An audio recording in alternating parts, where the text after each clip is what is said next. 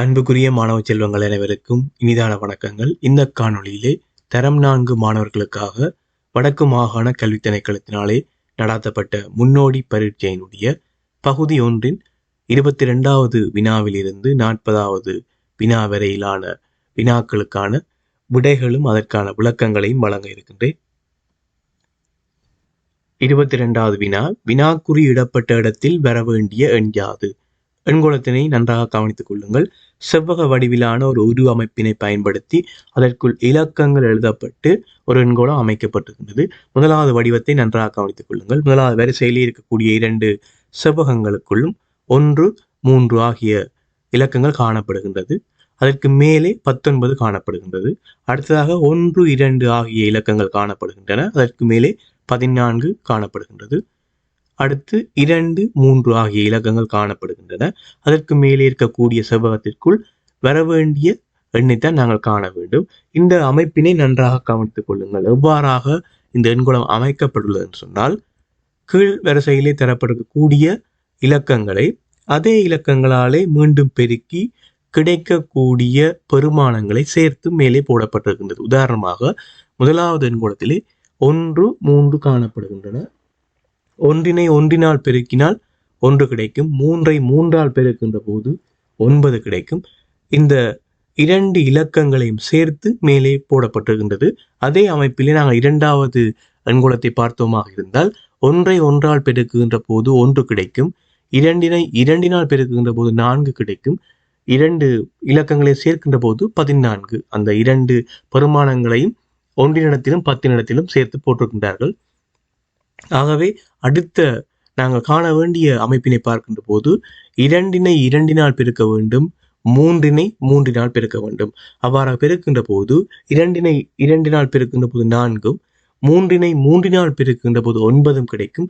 எனவே 1 10 குறித்த 2 இலக்கங்களையும் எண்கோள அமைப்புக்கு ஏற்ற வகையிலே நாங்கள் போடுகின்ற போது எங்களுக்கு 49 விடையாக கிடைக்கும். அடுத்த வினா, 100 மீட்டர் நீளமான வேலி ஒன்றின் இரு தூண்களுக்கு இடையே 5 மீட்டர் இடைவெளி உள்ளவாறு எத்தனை தூண்களை நட முடியும்? மிக இலகுவான ஒரு வினா. இடைவெளிகள், கம்பங்கள் தொடர்பான வினாக்கள் படித்திருப்பீர்கள். அங்கே நீங்கள் பயன்படுத்திய நுண்ணறிவு திறனை இங்கே பயன்படுத்தக்கூடியதாக இருக்கும். 100 மீட்டர் நீளமான வேலி, இரு தூண்களுக்கிடையே 5 மீட்டர் இடைவெளி உள்ளவாறு நீங்கள் எத்தனை தூண்களை போடக்கூடியதாக இருக்கும் என்பதுதான் வினா. மிக இலகுவாக செய்யக்கூடியதாக இருக்கும். மொத்த நீளத்தினை 5 மீட்டரால் பிரிக்க வேண்டும். மொத்த நீளம் 100 மீட்டர், தூண்கள் போடப்படுகின்ற இடைவெளி 5 மீட்டர். எனவே 100 5 பிரிக்கின்றோம். பிரிக்கின்ற போது தூண்கள் போடப்பட்டிருந்தால் மொத்தமாக எத்தனை இடைவெளி கிடைக்கும் என்பதுதான் இந்த இடத்துல எங்களுக்கு கிடைக்கும். நன்றாக கவனித்துக் கொள்ளுங்கள். 100 நீங்கள் 5 பிரிக்கின்ற போது உங்களுக்கு கிடைக்கக்கூடியது தூண்களுடைய எண்ணிக்கை அல்ல, தூண்கள் போடப்பட்ட பின்னர் இருக்கக்கூடிய இடைவெளி, மொத்தமான இடைவெளி. 20 இடைவெளிகள் இருக்கின்ற போது இடைவெளியோடு ஒன்று கூடியதாக மொத்த தூண்கள் அங்கே காணப்படும். அதற்கான காரணம், இது ஒரு வரிசையாக, ஒரு வேலியிலே வரிசையாகவே தூண்கள் போடப்பட்டிருக்கும். வட்டமாக போடப்படுவதாக எந்த ஒரு அறிவுறுத்தலும் தரப்படவில்லை. இது ஒரு வேலி, நீளமான ஒரு வேலி தொடர்பான ஒரு வினா. நன்றாக இந்த விடயத்தை கவனித்துக் கொள்ளுங்கள். அந்த இடைவெளி தொடர்பான அந்த விடயத்தை நன்றாக கவனித்துக் கொள்ளுங்கள். மொத்த நீளத்தினை தூண்கள் போடுகின்ற இடைவெளியால் நீங்கள் பிரிக்கின்ற போது மொத்த இடைவெளி, அங்கே இருக்கக்கூடிய மொத்த தூண்களுக்கு எத்தனை மொத்த இடைவெளிகள் இருக்குமோ அதான் எங்களுக்கு கிடைக்கும். இடைவெளியோடு ஒன்றை கூட்டுகின்ற போது மொத்த தூண்களுடைய எண்ணிக்கை எங்களுக்கு கிடைக்கும். ஆகவே இதற்கான விடை 21 அமையும். அடுத்த வினாவை கவனிங்கள். ஊடுகாட்டும் தாளொன்றில் அச்சிடப்பட்ட எழுத்துக்களை கொண்ட தாளினை புள்ளிக்கோடுகள் வழியே மடிக்கும் போது தோன்றும் உருவாக அமையக்கூடியது. இது ஊடுகாட்டும் தாளிலே அச்சிடப்பட்டிருக்கின்ற எழுத்துக்கள் தொடர்பான ஒரு வினா. ஊடுகாட்டும் தாள் என்று சொன்னால் 2 வடிவங்களும், முன் பின் இருக்கக்கூடிய 2 வடிவங்களும் ஒன்று சேர்க்கப்படுகின்ற போது முழுமையாக எங்களுக்கு தென்படும். ஆகவே சரியான விடையாக 2வது விடை அமையும். அடுத்த வினா, தீவன் 6 நிமிடங்களில் 2 பூக்களை செய்வான் எனின் அவன் 3 பூக்களை செய்து முடிக்க எடுக்கும் நேரம் யாது? 6 நிமிடங்களிலே 2 பூக்களை செய்வானாக இருந்தால் 1 பூவினை செய்வதற்கு 3 நிமிடங்களை எடுத்துக்கொள்வார். 6 நாங்கள் 2ஆல் வகுக்க வேண்டும். அவ்வாறு வகுக்கின்ற போது எங்களுக்கு ஒரு பூவினை செய்யக்கூடிய அந்த கால அவகாசம் எங்களுக்கு கிடைக்கும். ஒரு பூவினை 3 நிமிடங்களிலே செய்து கொள்வார். ஆகவே 3 பூக்களை செய்வதற்கு அவனாலே மொத்தமாக 9 நிமிடங்கள் எடுக்கக்கூடியதாக இருக்கும். 3 பூக்களை செய்து முடிக்க அவன் 9 நிமிடங்களை எடுத்துக்கொள்வான். அடுத்த வினா, சரியான ஒழுங்கில் அமைந்துள்ள விடையை தெரிவு செய்க. நீளங்களோடு தொடர்புடைய அலகுகள் இங்கே தரப்பட்டிருக்கின்றன. சரியான முறையிலே இருக்கக்கூடிய விடையாக 3வது விடை அமையும். எவ்வாறு சொன்னால் மில்லிமீட்டர், சென்டிமீட்டர், மீட்டர், கிலோமீட்டர். சரியான முறையிலே அதிகரித்து கொண்டு செல்லக்கூடிய ஒழுங்கிலே, சரியான ஒழுங்கிலும் அதிகரித்து கொள்ள செல்லக்கூடிய வகையிலும் அமைந்து காணப்படுவது 3வது விடையாக இருக்கும். 10 மில்லிமீட்டர் சேர்ந்தால் 1 சென்டிமீட்டர், 100 சென்டிமீட்டர் சேருகின்ற போது 1 மீட்டர் புறப்படும், 1000 மீட்டர் சேருகின்ற போது 1 கிலோமீட்டர் புறப்படும். அதனை நன்றாக விளங்கிக் கொள்ளுங்கள். அடுத்த வினா, வினாக்குறி இடப்பட்ட இடத்தில் வர வேண்டிய சரியான உரு யாது? சதுரம் ஒன்று 8 முக்கோணிகளாக சமமாக பிரிக்கப்பட்டு அதற்குள்ளே நிலட்டப்பட்ட முக்கோணிகளுக்கிடையே ஒரு ஒழுங்கமைப்பு காணப்படுகின்றது. அதனைத்தான் நாங்கள் சரியான முறையிலே இனங்காண வேண்டியதாக இருக்கும். முதலாவது வடிவத்திலே இருக்கக்கூடிய முக்கோணியானது அடுத்த வடிவத்திலே இடப்பக்கமாக இடஞ்சுழியாக நகர்கின்றது. ஒன்று விட்டு ஒரு முக்கோணி நிலட்டப்படுகின்றது. நன்றாக கவனித்துக் கொள்ளும். முதலாவது படத்திலே இருக்கக்கூடிய அந்த முக்கோணியானது அடுத்த படத்திலே இடப்பக்கமாக நகர்கின்றது. ஒன்று விட்டு ஒரு முக்கோணிகள் நிலட்டப்படுகின்றது. சரியான முறையிலே இருக்கின்றது. 3வது படத்தையும் பாருங்கள், 4வது படத்தையும் பார்த்துக்கொள்ளும். சரியான முறையிலே ஒவ்வொரு முக்கோணிகள் இடைவெளிகளாக இருக்கக்கூடிய வகையிலே ஒன்று விட்டு ஒரு முக்கோணிகள் இடஞ்சுழியாக நிலட்டப்பட்டிருக்கின்றது. எனவே வெற்றிடத்திலே வர வேண்டிய சரியான உருவானது முதலாவது உருவாக இருக்கும். உருவை நீங்கள் நன்றாக கவனிக்கின்ற போது இந்த வினாவை இலகுவாக விளங்கிக் கொள்ளக்கூடியதாக இருக்கும். அடுத்த வினா, ஒரு நிரையில் 5 மீண்டின் பேணிகள் வீதம் அடுக்கப்பட்டு சதுர வடிவான அடித்தளம் ஒன்று அமைக்கப்பட்டுள்ளது. அங்கு அடுக்கப்பட்டுள்ள மொத்த மீண்டின் பேணிகள் எத்தனை? இந்த வினாவை நீங்கள் இலகுவாக விளங்கிக் கொள்வதற்காக நான் ஒரு படத்தினை பயன்படுத்துகின்றேன். இந்த படத்தினை கவனித்துக் கொள்ளுங்கள். ஒரு நிரையில் 5 மீண்டின் பேணிகள் வீதம் அடுக்கப்பட்டு சதுர வடிவான ஒரு அடித்தளம் அமைக்கப்பட்டுள்ளதாம். அங்கே அடுக்கப்பட்டுள்ள மொத்த மீண்டின் பேணிகள். ஒரு நிரையிலே 5 மீண்டின் பேணிகள் அடுக்கப்பட்டிருந்தால் இந்த உருவிலே காட்டுவது போல சமமாக அனைத்து பக்கங்களிலுமே 5 மீண்டின் பேணிகள் காணக்கூடியவாறு இவ்வாறு இந்த உருவிலே இருப்பது போன்றே அடுக்கப்பட்டிருக்கும். அவ்வாறாக அடுக்கப்பட்டிருந்தால் அங்கே இருக்கக்கூடிய மொத்த மீண்டின் பேணிகள் எத்தனை என்பதுதான் வினா. 5 தர 5 25 பேணிகள் அங்கே காணப்படும். இந்த உருவையும் நான் விளங்கப்படுத்தியதை நீங்கள் ஒன்றாக கவனிக்கின்ற போது இலகுவாக விளங்கிக் கொள்ளக்கூடியதாக இருக்கும். அடுத்த வினா, கதிரவன் 50 பக்கங்கள் உள்ள கதை புத்தகத்தில் முதல் நாளில் 5 தாள்களை வாசித்த பின்னர் மீதியை 2ஆம் நாள் வாசித்து முடித்தான். கதிரவன் 2ஆம் நாள் வாசித்த பக்கங்களின் எண்ணிக்கை யாது? ஒரு கதை புத்தகத்திலே ஒருவர் முதல் நாளிலே 5 தாள்களை வாசிக்கின்றார், மீதியை 2ஆம் நாளிலே வாசித்து முடிக்கின்றார். அந்த கதை புத்தகம் மொத்தமாக 50 பக்கங்கள் கொண்டதாக இருக்கின்றது. அவ்வாறாக இருந்தால் இந்த 2ஆம் நாள் வாசித்த பக்கங்களுடைய எண்ணிக்கை தான் கேட்கப்பட்டிருக்கின்றது. முதல் நாளிலே அவர் 5 தாள்களை வாசித்திருந்தால் மொத்தமாக 10 பக்கங்கள் வாசித்திருப்பார். அந்த புத்தகத்திலே முதல் நாள் அவர் 5 தாள்களை வாசித்தார் என்று சொல்லப்பட்டிருக்கின்றது. ஆகவே 10 பக்கங்களை அவர் வாசித்திருப்பார். மொத்தமாக அந்த கதை புத்தகம் 50 பக்கங்களை கொண்டதாக இருக்கின்றது. மீதியை முதல் நாள் வாசித்த பக்கங்களுடைய மீதியை 2ஆம் நாளிலே வாசிக்கின்றார். முதல் நாளிலே 5 தாள்கள் வாசித்திருந்தால் 10 பக்கங்கள் வாசித்திருப்பார். 50 பக்கங்களை கொண்ட அந்த புத்தகத்திலே 10 பக்கங்களை கழித்தால் 40 பக்கங்களை அவர் 2வது நாளிலே வாசித்திருப்பார். இதுதான் கேட்கப்பட்ட வினா. அடுத்து, உயிரெழுத்துக்களில் ஆ முதல் ஊ வரையான எழுத்துக்கள் பொறிக்கப்பட்ட சதுரமுகி தாயக்கட்டையில் ஊவின் எதிர்ப்பக்கத்தில் வரக்கூடிய உயிரெழுத்து யாது? இதிலே ஆயிலிருந்து ஊ வரையான எழுத்துக்கள் 6 எழுத்துக்கள் பொறிக்கப்பட்ட ஒரு சதுரமுகி தான் இங்கே காட்டப்பட்டிருக்கின்றது. அதனுடைய 3 வடிவங்கள் காட்டப்பட்டிருக்கின்றன. ஊ என்ற எழுத்தினுடைய எதிர்ப்பக்கத்திலே வரக்கூடிய உயிரெழுத்து. இது நீங்கள் உங்களுடைய வினாவை நீங்கள் இலகுவாக சரியான முறையிலே விடையை பெற்றுக்கொள்ளக்கூடியவைகளை உங்களுக்கு விளங்கியது போக நீங்கள் இலகுவாகவே செய்து கொள்ளலாம். நான் இந்த முதல் 2 வடிவங்களையும் எடுத்துக்கொள்கின்றேன். தரப்பட்ட 3 வடிவங்களிலே முதல் 2 வடிவங்களையும் எடுத்து ஒரே எழுத்துக்களை நீக்கிக் கொள்கின்றேன். முதல் 2 வடிவங்களிலும் இருக்கக்கூடிய ஒரே எழுத்துக்களை நீக்கிக் கொள்கின்றேன். எஞ்சிய எழுத்துக்களை கவனியுங்கள். இ, உ இந்த 2 எழுத்துக்கள் தான் எஞ்சுகின்றது. ஆகவே இவைதான் எதிர்ப்பக்கங்களாக இருக்க போகுது. ஒன்றுக்கொன்று எதிர்ப்பக்கங்களாக இருக்க போகின்றது. கேட்கப்பட்ட வினா உ என்ற எழுத்தினுடைய எதிர்ப்பக்கத்திலே வரக்கூடிய எழுத்து ஈயாக இருக்கும். அடுத்த வினா, சிறிய மரக்குட்டிகளை பயன்படுத்தி ஆக்கப்பட்ட அமைப்பொன்று உருவில் காட்டப்பட்டுள்ளது. இவ் அமைப்பை உருவாக்குவதற்கு பயன்படுத்தப்பட்டுள்ள சிறிய மரக்குட்டிகள் எத்தனை? இவ்வாறான வினாக்கள் வருகின்ற போது இந்த அமைப்பினை பூரணப்படுத்துவதற்கு மேலும் எத்தனை சதுரமி குட்டிகள் தேவை, அல்லது தற்போது இருக்கக்கூடிய சதுரமி குட்டிகளோடு இன்னும் எத்தனை சதுரமி குட்டிகளை இணைத்தால் இந்த உருவை தரப்பட்ட வடிவத்தை பூர்ணப்படுத்தலாம், ஒரு பெரிய சதுரமுகி ஆக்கலாம். இவ்வாறாக பல்வேறுபட்ட வடிவத்திலே வினாக்கள் வரும். இதில் மிக இலகுவாக இங்கே தரப்பட்டிருக்கக்கூடிய சதுரமுகி குட்டிகளுடைய எண்ணிக்கை தான் கேட்கப்பட்டிருக்கின்றது. மொத்தமாக இதில் எண்ணி பார்த்தால் நன்றாக விளங்கிக் கொள்ளக்கூடியதாக இருக்கும். 12 சதுரமுகி குட்டிகள் இங்கே காணப்படுகின்றது. இலகுவாக எண்ணி நாங்கள் விடையை பெற்றுக்கொள்ளக்கூடியதாக இருக்கும். அடுத்த வினா, ஒரு பாடசாலையில் 10 ஆசிரியர்கள் கற்பிக்கின்றனர். அவர்கள் பிற்பகல் 1:30 மணிக்கு பாடசாலை முடிவடைந்து மணி ஒலித்ததும் ஒவ்வொரு 5 நிமிடங்களுக்கு ஒரு தடவை இருவராக வெளியேறினார்கள் எனின் 10வது ஆசிரியர் வெளியேறிய நேரம் யாது? நன்றாக இந்த தரப்பட்ட விடயங்களை கவனித்துக் கொள்ளுங்கள். 10 ஆசிரியர்கள் இருக்கின்றார்கள். பிற்பகல் 1:30 மணிக்கு பாடசாலை முடிவடைந்து மணி ஒலிக்கின்ற போது ஒவ்வொரு 5 நிமிடங்களுக்கும் ஒரு தடவை இருவராக வெளியேறினார். இருவராகத்தான் அங்கே வெளியேறுகிறார்கள், தனித்து வெளியேறவில்லை. எனவே முதலாவதாக 1:30 மணிக்கு மணி ஒலிக்கின்ற போது 2 ஆசிரியர்கள் வெளியேறுவார்கள்.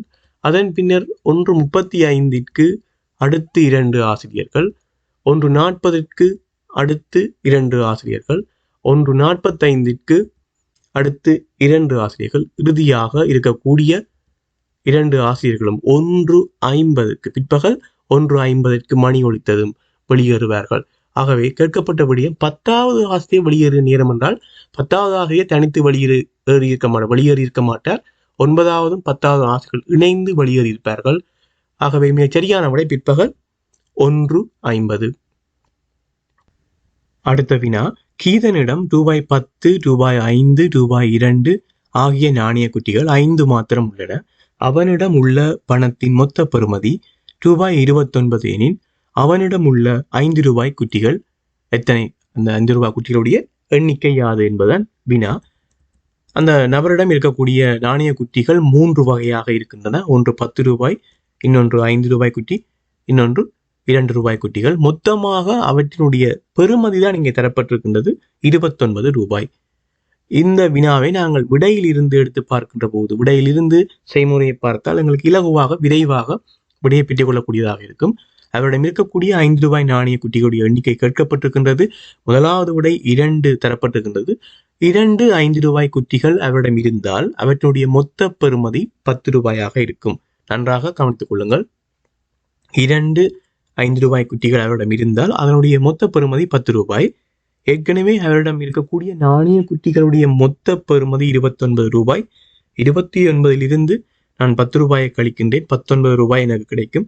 இந்த ₹19 என்பது ₹10 குட்டிகளாலும் ₹2 குட்டிகளாலும் உருவாக்கப்பட வேண்டும். ஏனென்று சொன்னால் அவரிடம் இருக்கக்கூடிய ₹5 நாணய குட்டிகள் எத்தனை என்பதுதான் இங்கே வினா. அதைத்தான் நாங்கள் எடுத்துக்கொள்கிறோம். 2 ₹5 குட்டிகள் இருக்கின்றது என்று எடுத்துக்கொள்கின்றோம். முதலாவது படியை எடுத்துக்கொள்கின்றோம். அவ்வாறு எடுத்துக்கொள்கின்ற போது 2 ₹5 குட்டிகள் இருந்தால் ₹10 அதனுடைய பெறுமதி.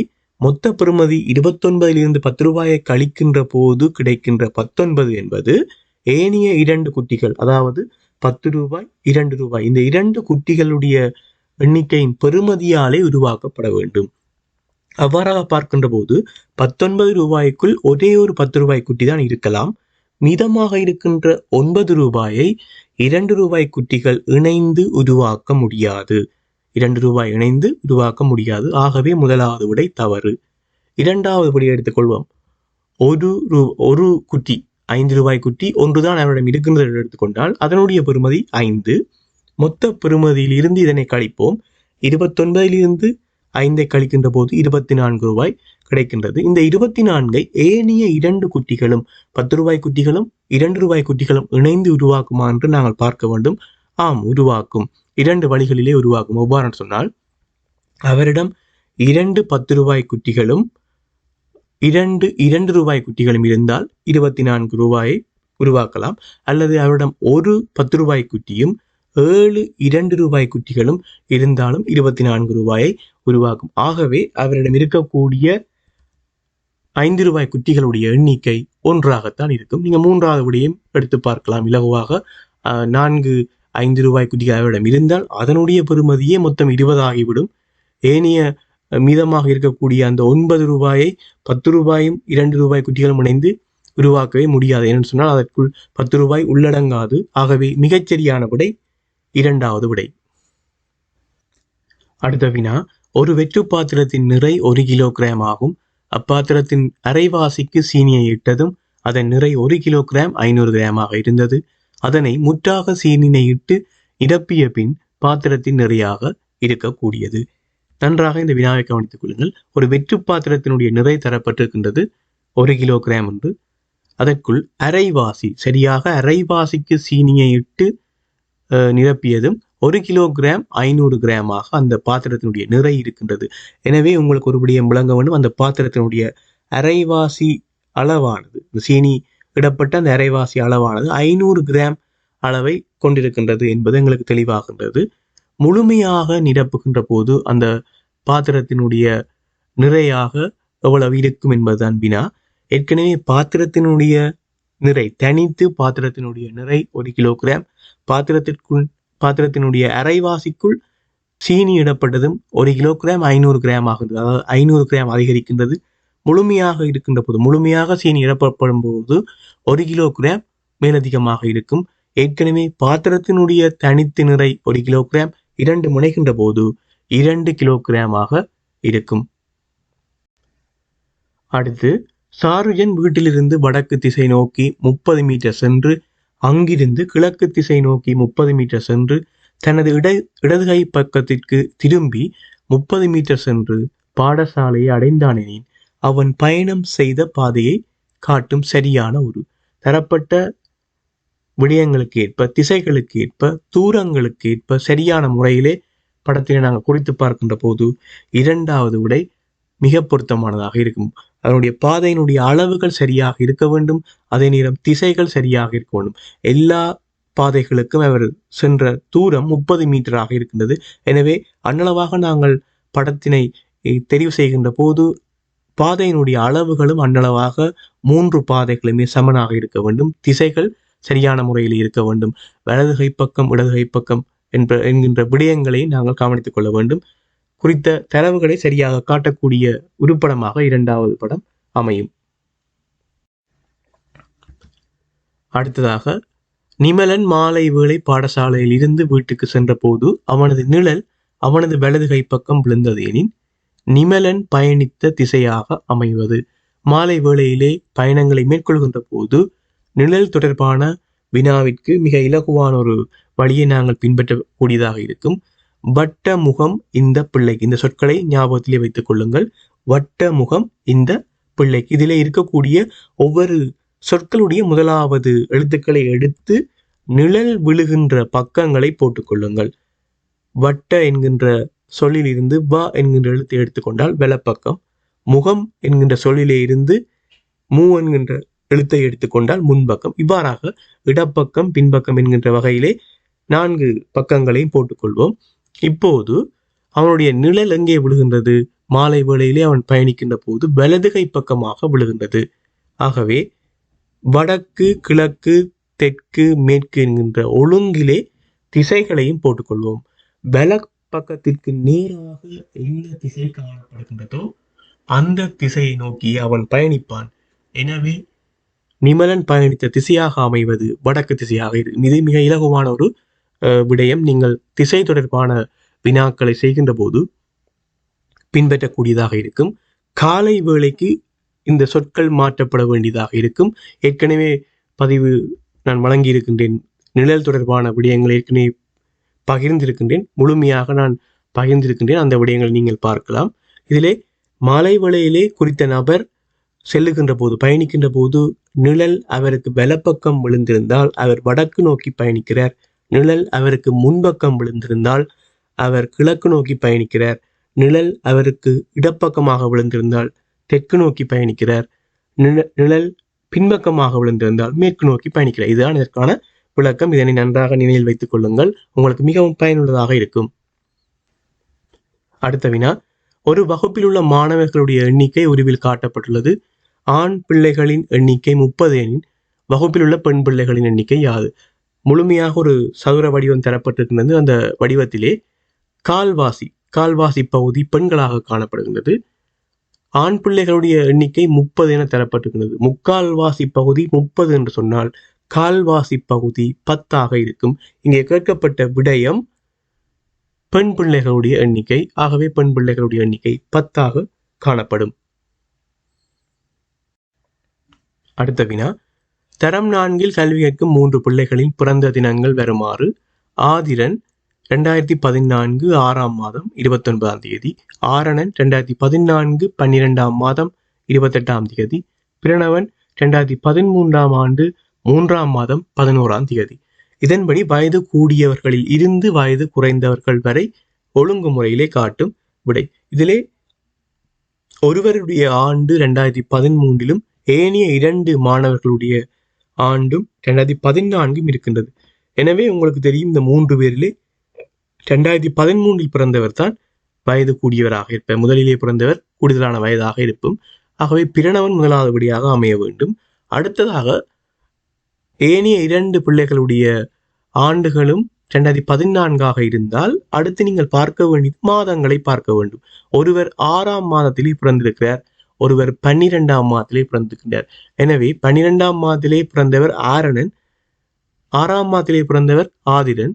ஆரணனுக்கு முதல் ஆதிரன் பிறந்திருக்கின்றார். ஆகவே பிரணவனுக்கு அடுத்ததாக வர வேண்டியவர் ஆதிரன், இறுதியாக வர வேண்டியவர் ஆரணன். ஆகவே சரியான விடை 3வது விடை. அடுத்த வினா, 130 தொடக்கம் 150 வரையான எண்ணும் எண்களை எழுதும் போது இலக்கம் 1 அடுத்து 4 எழுதப்படுகின்ற தடவைகளின் எண்ணிக்கை யாது? 130 தொடக்கம் 150 வரையில் இருக்கக்கூடிய நீங்கள் எண்களை எழுதினால் ஒன்றுக்கு அடுத்ததாக 4 எழுதப்படும் தடவைகள் என்பதுதான் இங்கே வினா. ஆகவே 130 தொடக்கம் 139 வரையில் இந்த அமைப்பு பொருத்தமிட்டதாக இருக்கும். ஒன்றுக்கு அடுத்து 4 வரப்போவதில்லை. 140 இருந்து 149 வரைக்குமாக இருக்கக்கூடிய எண்களிலே தான் இந்த விடயம் காணப்படும். ஒன்றை அடுத்து 4 காணப்படும். மொத்தமாக 10 தடவைகள் இவ்வாறாக எழுதப்படும். இறுதி வினா, துவிச்சக்கர வண்டி ஒன்றில் காணப்பட்ட பற்சில்லுகளை அவதானித்த ஹாரிஸ் பின்வருமாறு கூறுகின்றான். கூற்று ஏ, சிறிய பற்சில்லு ஒரு முறை சுற்றும் போது பெரிய பற்சில்லு 3 முறை சுற்றியது. அடுத்த கூற்று, பெரிய பற்சில்லு ஒரு முறை சுற்றும் போது சிறிய பற்சில்லு 3 முறை சுற்றியது. கூற்று சி, சிறிய பற்சில்லும் பெரிய பற்சில்லும் சம எண்ணிக்கையில் சுற்றின. இதன்படி சரியான கூற்று. எப்பொழுதுமே இந்த பற்சில்லுகள் தொடர்பான வினாக்கள் பெரும்பாலான பரீட்சைகளிலே வருவதுண்டு. பற்சில்லுகள் தொடர்பான வினாக்கள் மிக இலகுவாக இருக்கும். நன்றாக நீங்கள் விளங்கிக் கொண்டால் மிக இலகுவாக இருக்கும். இதில் 2 வகையான பற்சில்லுகள் தொடர்பாக சொல்லப்பட்டிருக்கிறது. ஒன்று சிறிய பற்சில்லு, மற்றது பெரிய பற்சில்லு.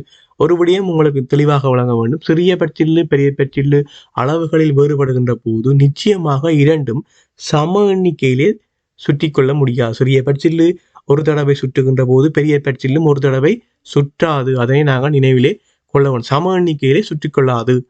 ஆனால் பெரிய பற்சில்லு ஒரு தடவை சுழலுகின்ற போது சிறிய பற்சில்லு நிச்சயமாக 1க்கு மேற்பட்ட தடவைகள் சுழலும். அதனை நினைவிலே வைத்துக் கொள்ளுங்கள். பெரிய பற்சில்லு ஒரு தடவை சுழலுகின்ற போது சிறிய பற்சில்லு 1க்கு மேற்பட்ட தடவைகள் நிச்சயமாக சுழல வேண்டும். ஆகவே தரப்பட்ட வினாவிற்கு மிகவும் பொருத்தமான கூட்டாக 2வது கூட்டு அமையும். பெரிய பற்சில்லு ஒரு முறை சுற்றுகின்ற போது சிறிய பற்சில்லு 3 முறை சுற்றியது என்பது மிக சரியானபடியாக அமையும். ஆகவே அன்புக்குரிய மாணவ செல்வங்களே, ஏற்கனவே வினாபத்திரம் ஒன்றினுடைய முதலாவது வினாவில் இருந்து 21வது வினா வரையிலான வினாக்களுக்கான விளக்கங்களை பதிவேற்றியிருந்தேன். தொடர்ச்சியாக இந்த காணொளியிலே 22 40 வரையிலான வினாக்களுக்கான விளக்கங்களை வழங்கியிருக்கின்றேன். வினாக்களையும் விளக்கங்களையும் மீண்டும் செய்து பாருங்கள், உங்களுக்கு மிகவும் பயனுள்ளதாக இருக்கும். மீண்டும் இன்னொரு காணொளியிலே சந்திக்கின்றேன். நன்றி.